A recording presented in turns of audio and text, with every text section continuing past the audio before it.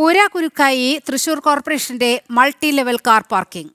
1,10,00,000 രൂപ മുടക്കി നിർമ്മിച്ച പാർക്കിംഗിൽ വീണ്ടും കാർ കുടുങ്ങി. കഴിഞ്ഞ മാസം ഇരുമ്പ് പ്ലാറ്റ്ഫോം ഒടിഞ്ഞ് വൻ അപകടം ഒഴിവായിരുന്നു. തൃശൂർ കോർപ്പറേഷൻ വളപ്പിൽ വാഹനങ്ങൾ പാർക്ക് ചെയ്യാനുള്ള സ്ഥലപരിമിതി പരിഹരിക്കാനാണ് മൾട്ടി ലെവൽ കാർ പാർക്കിംഗ് നിർമ്മിച്ചത്. 1,10,00,000 രൂപയായിരുന്നു നിർമ്മാണ ചെലവ്. കഴിഞ്ഞ ഡിസംബർ 20-ന് മന്ത്രി എം. രാജേഷ് ഉദ്ഘാടനവും നടത്തി. പക്ഷേ പണി കിട്ടിയത് മുഴുവൻ നാട്ടുകാർക്കാണ്.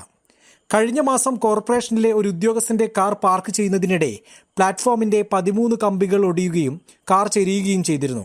ഒടിഞ്ഞ പ്ലാറ്റ്ഫോം വെൽഡ് ചെയ്ത് വീണ്ടും പ്രവർത്തിപ്പിക്കുന്നതിനിടെ യന്ത്ര തകരാറുമുണ്ടായി. ഇപ്പോൾ വീണ്ടും പണിമുടക്കിയിരിക്കുന്നു automatic multi level car parking. അച്ഛന്റെ മരണ സർട്ടിഫിക്കറ്റ് വാങ്ങാനെത്തിയ വില്ലടം സ്വദേശിയുടെ car Thrissur corporation multi level പാർക്കിംഗിൽ കുടുങ്ങി. കാർ ബ്ലോക്ക് ആയിട്ടുള്ള 28ാമത്തെ വ്യക്തിയാണ്. വില്ലടം സ്വദേശി രാജൻ എന്ന് പറഞ്ഞ വ്യക്തിയും മകളും കൂടി അദ്ദേഹത്തിന്റെ അച്ഛൻ മരിച്ചതിന്റെ ഡെത്ത് സർട്ടിഫിക്കറ്റ് മേടിക്കാൻ വന്നതാണ്. 10 മിനിറ്റ് ആവശ്യമുള്ളൂ എന്ന് പറഞ്ഞെങ്കിൽ പോലും നിർബന്ധിച്ച് ഈ പാർക്കിങ്ങിലേക്ക് വാച്ച്മാൻമാർ കയറ്റിട്ടു. മേയർ നിർദ്ദേശമാണെന്ന് പറഞ്ഞു, പാർക്കിങ്ങിൽ കയറ്റിട്ടു. ഇപ്പോൾ കോർപ്പറേഷൻ ഉദ്യോഗസ്ഥർ പണികൾ കഴിഞ്ഞവർ മടങ്ങി വന്നിട്ട് ഒരു മണിക്കൂറോളായി അവർക്ക് വാഹനം തിരിച്ചെടുക്കാൻ പറ്റുന്നില്ല.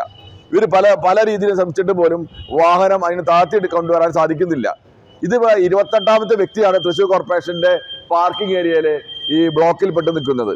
ഇതൊന്നല്ലെങ്കിൽ കൃത്യമായ രീതിയിൽ വിദഗ്ധരുമായി സംസാരിച്ച് ആധുനിക സംവിധാനം എന്ന് പറഞ്ഞിട്ട് അത് കൃത്യതയോടുകൂടി നടപ്പാക്കണം, അല്ലെങ്കിൽ അടച്ചുപൂടണം.